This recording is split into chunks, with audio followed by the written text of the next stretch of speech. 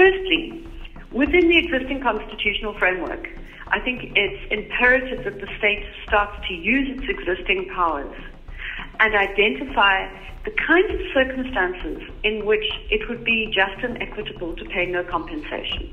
Because the Constitution says just and equitable, and there are clearly cases where no compensation is warranted, and the state should be able to identify those and then clarify its policy about when it will pay compensation, when it will pay partial compensation, and when it will pay no compensation. We are now in a moment where the big debate is the problem in the law, or is the problem that we've never had policy about how to use the law? The second thing that should happen is that we need to expedite these two bills.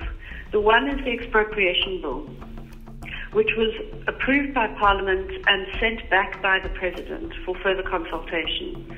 Now, what we need to probably look at is whether the expropriation bill should be amended to bring it in line with the ANC's resolution from December. So should the expropriation bill, which is entirely consistent with the property clause, should it clarify when the state will approach how the state will approach the issue of compensation in different circumstances. And the third thing is that the state should move fast before elections to move with this Redistribution Act that gives a right to citizens to be heard. And essentially what I would see this Redistribution Act as being, and this law would for the first time give people a right of equitable access and give them the ability to hold the state to account for their right to land.